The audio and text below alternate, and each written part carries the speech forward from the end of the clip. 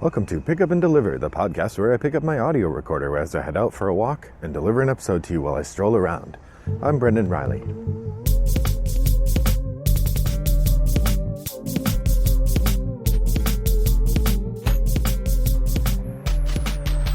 Well, good morning, listeners. It is a gloomy late September day here in suburban Chicago.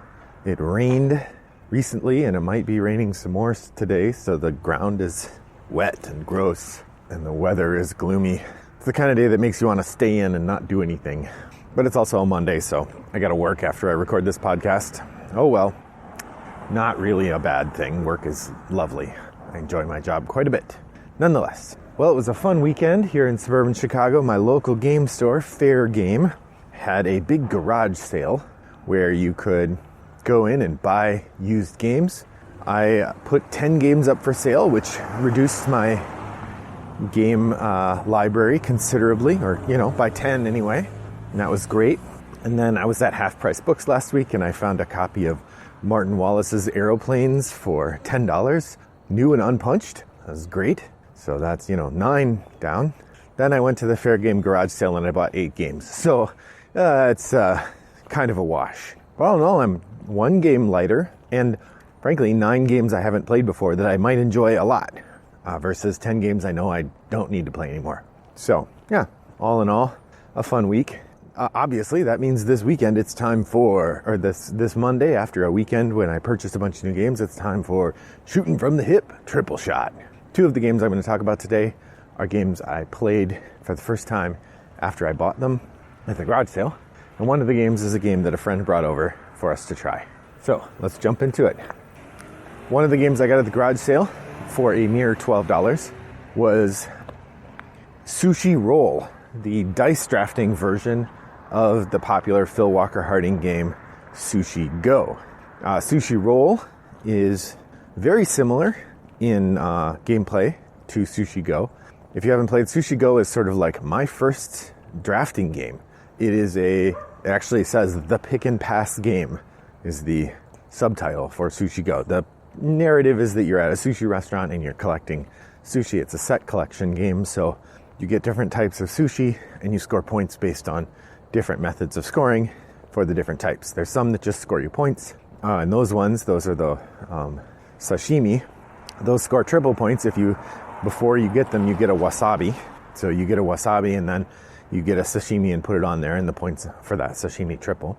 Then there are maki, and those ones, if you get the most rolls in the round, then you get points, and so on.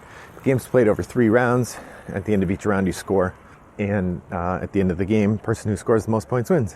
That's basic Sushi Go, and it's all done with cards. You get a certain number of cards, you take a card, pass the hand to the person on your right, and so on, go the other direction in the next round. Sushi Roll is very similar, but changes the game up a little bit. Instead of drafting cards, you get dice. There's a variety of dice of different colors, and each color of die gives you a different kind of thing. There's white dice that give you sashimi. There's black dice that give you different kinds of prepared sushi that will give you points based on sets, either tempura or dumplings or, I can't remember the green one, the one that comes on a green card. And then there's maki rolls. It's all the same. It's basically all the same tropes as the Sushi Go, except in Sushi Roll, it's on dice. And so the way it works is you have a little tray, you get a certain number of dice, you roll them all, then you pick one of those dice to keep, then you pass the whole tray of dice to the next person and they roll. You have a couple tokens that would allow you to swap one of your dice after they're rolled with a die from someone else's tray, which allows you to take a result they got. You can get a bunch of reroll tokens, which allow you to reroll the dice in your tray, and so on. The scoring is almost identical to Sushi Go. This definitely falls into the category of game I bought for my family.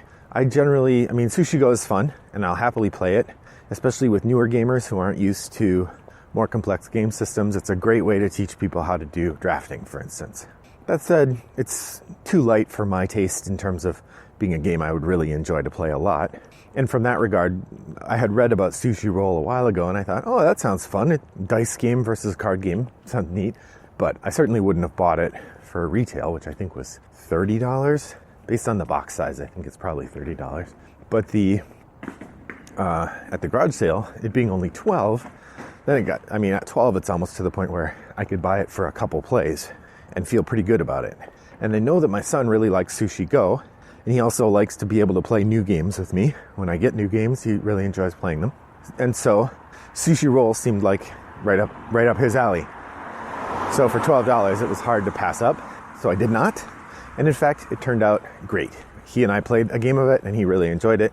I'm sure it'll come out again next time we have family in town, especially the lighter gamer family. It's nice to have a variety of things, and so having a dice version of Sushi Go kind of reinvigorates that game for us a little bit.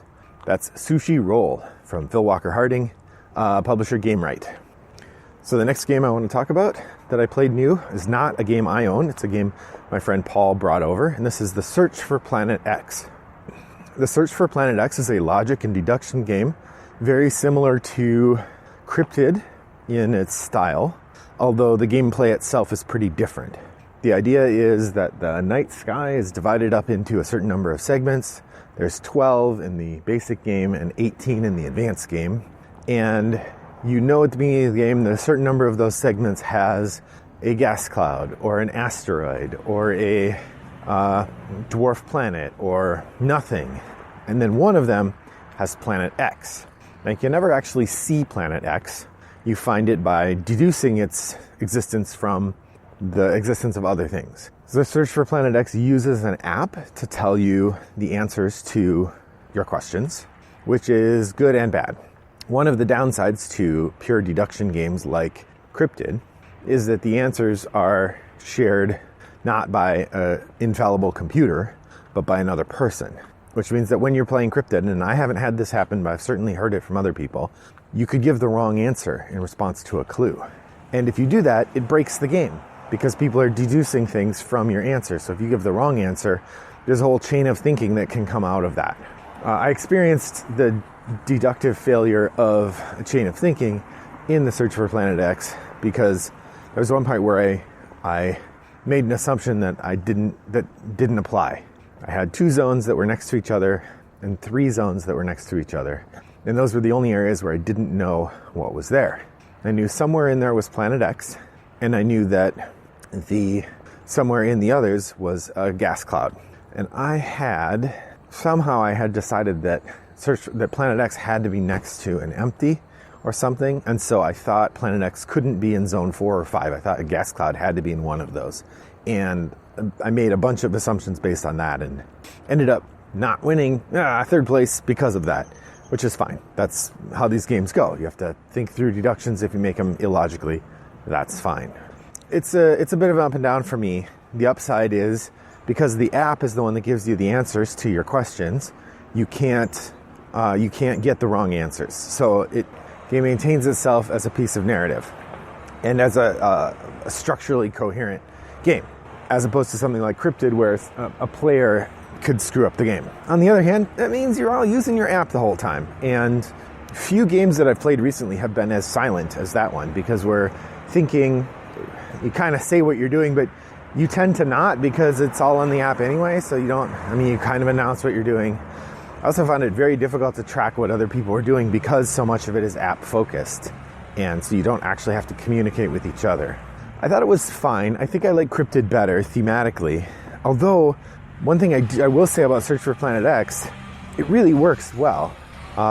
Earlier this year or last year sometime, I read a book called The Neptune Files, which is about the discovery of Neptune.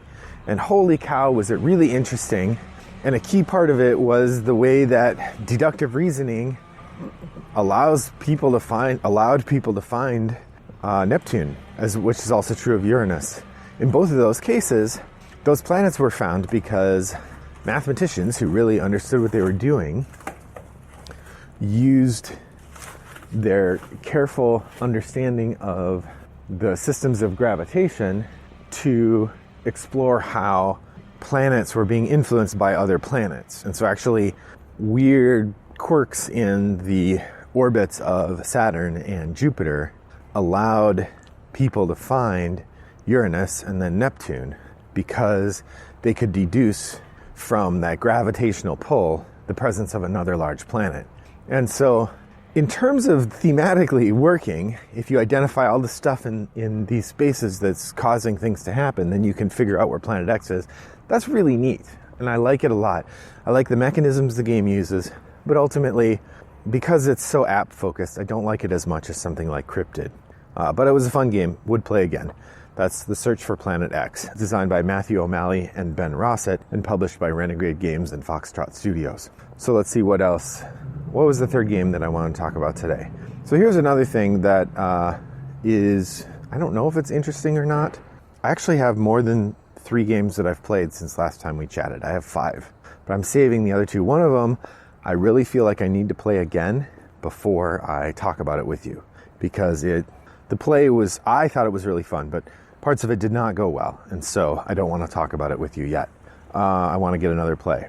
And the other one is another very light game, and I feel like doing multiple light games in the same episode is not gonna, it's just not as good content. So having decided on the fly which game I'm going to do now, I'm going to talk about our third game, and that's the Isle of Skye. However, before they do that, I do want to comment or mention that, so the third game I want to talk about is the Isle of Skye. Now, this is another one I got at the garage sale, and I will admit, I knew what it was, and I know that it's very well received, but in my head, I always confuse the Isle of Skye and the Fields of Arle. I think Isle and Arle sound so similar that in my brain they coalesce. And so when I was thinking of Isle of Skye, about half the time I'm thinking of Fields of Arle, such that when I brought it home, I said to my wife, this is a great 2-player game, which is true of Fields of Arle, not true of Isle of Skye. You can play it 2-player, but it is a 5-player game. That said, the Isle of Skye is really good. Now, I've only played it the one time. While I have it up here, it's from designers Andreas Pelikan and Alexander Pfister. Alexander Pfister has been on a tear lately. And then Lookout Games is the publisher. So the copy I have is from Mayfair, is the US distributor. So Isle of Skye is great. I just played it the once, so it's really hard to know. But, I've played well over 1,000 games, I think. Maybe not that many. I've played hundreds of games. And I think when you play games as much as I do, and I assume most of you listeners do, you come to get a sense for games that really work for you. Now, they might not really work for your group. They might end up not being a great lock. But as you're playing them, something about the way the game works clicks for you, and it really stands out. For example, a couple of games that have had me feeling this way before, Baron Park. I played half of a game of Baron Park before I knew I wanted to buy it, and I knew it was going to be a great fit for me.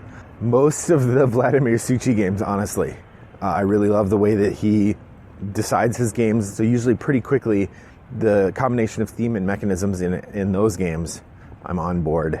There are a lot of games, I can tell often pretty quickly if a game is really going to work for me. Now, sometimes in the end, it'll back down a bit. Tiny Towns is a game I thought was amazing and still do, but I don't play it very much because a lot of people don't like it in my family. They don't like the intensity of having someone else choose the thing they need and having it wreck your business. Why are you taking glass again? Stop it. That sort of thing is both really frustrating and the amazing part of Tiny Towns, what I really like about it and why it's still in my collection even though no one in my family wants to play it. So sometimes there are games you play them and instantly you're like, I can totally see why this game is great. And Isle of Skye was that way for me. It's a 6-round game that takes about 45 minutes to play, or at least 2-player it did.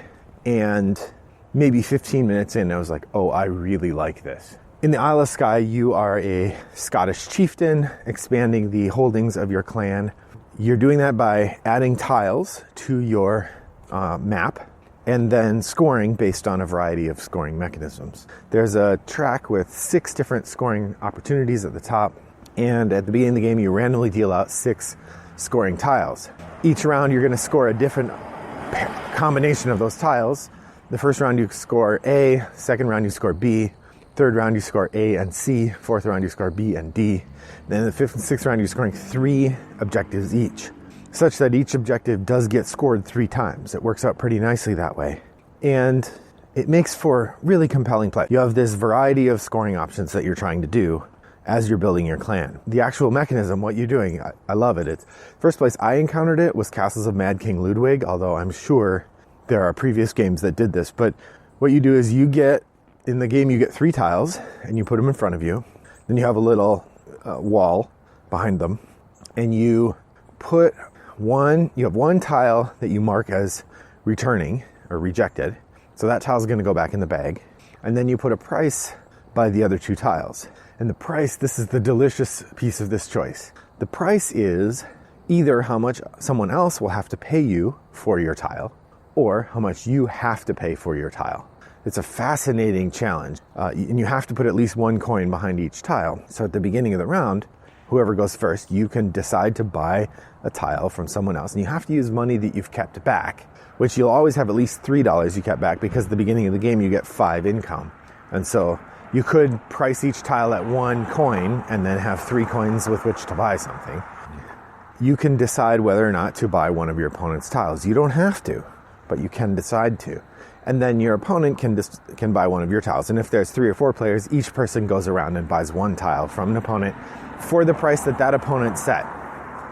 Then they take that tile and pay the money, and you get back the money that you set aside for that tile. Once everyone's bought a tile, then any tiles that are left that no one bought, you have to buy for the amount that you said. So if you price one of your tiles at 3 and no one buys it, you then lose that $3 and you get that tile. So it's a delicious challenge. And then you add those tiles to your board and you score the round. I mean, it's very simple in terms of the things you have to do. I mean, when I started to teach, I was like, this is a game played in 6 phases. That makes it sound really complicated. It's not. It's pretty easy. You get income, draw your tiles, price your tiles, buy tiles, place tiles, score. Pretty simple. But man, the decisions were deep. And this is on 1 play. But the game comes with like 20 scoring tiles, and you only use 4 of them in the game, so there's lots of replayability. There's easily 60 tiles in the bag, maybe, and they all have a combination of different landscapes and different features, like farms and cows and boats and lighthouses and different things you would have found in medieval Scotland or like 1600s Scotland. And then you bring those together and put them on your board, and then you score based on the scoring tiles that are out. At the end of the game, you get 1 point for every 5 gold you have left, and it's really interesting. It's got a nice mechanism where if you're winning, you get a little less income than if you're behind. So if you're behind, you get a little extra money. And my wife and I had a very tight game. I was ahead the whole round, so she was getting extra income, and I was kind of seeing the $5 gold gets you a point thing as a loss. Like, money left over is money wasted, in my opinion. It was better to use that money to get tiles. My wife was being thrifty with her money, and I was kind of spending all of mine. So in the end, I was ahead by like quite a few points, but I had focused almost entirely on during the game scoring conditions. And one of the things is some of the tiles have end game scoring conditions. They have these little banners that if you at the end of the game, you score points from that banner. And she had gotten a lot of those. And so even though I finished the regular part of the game, I think 12 points ahead of her, we ended up tied because my wife got a bunch of points from those banners. And then I think she was 5 points behind me, and she had 26 gold left. So then she got 5 more points and we were tied. And then I'm like, oh, I wonder what the tiebreaker is. Most gold left. Boom. It was so much fun. What a game. I think it's hard. I mean, 1 play, you can't say for certain on 1 play, but I feel like come a year and a half from now, when I'm doing my 2021 top 50, I think Fields of Arle will be in that top 50. You heard it here first, folks. Fields of Arle, an excellent game if you get a chance to play it. I'm really excited too. There are 2 expansions, so plenty of content for future play if it does in fact hold up. We have lots of room to enjoy the game in future. That's Fields of Arle. I am super excited about it. So that's 3 games, shooting from the hip, 1 play each. As always, if you're new to this podcast, these are not reviews because I've played them 1 time. It's first impressions. I very rarely do a kind of in-depth review of a game. I have a thing I call Message from the Deep, where I talk about a game that I feel like I've played enough to do a thorough review, but I don't do those very often. And instead, I prefer to just give you previews of the kinds of games I've been playing lately and then talk about thematic stuff in other episodes. So that's about it for me today. Please let me know what you thought of this episode by heading over to Board Game Geek Guild 3269. Let me know if you've played any of these games or what you think of them. You can email me, Brendan at Rattlebox Games, or visit our website, rattleboxgames.com. Those are probably the 3 best ways to reach out. Thank you for listening today. I really appreciate it. I hope that your next walk is as pleasant as mine was. Bye-bye.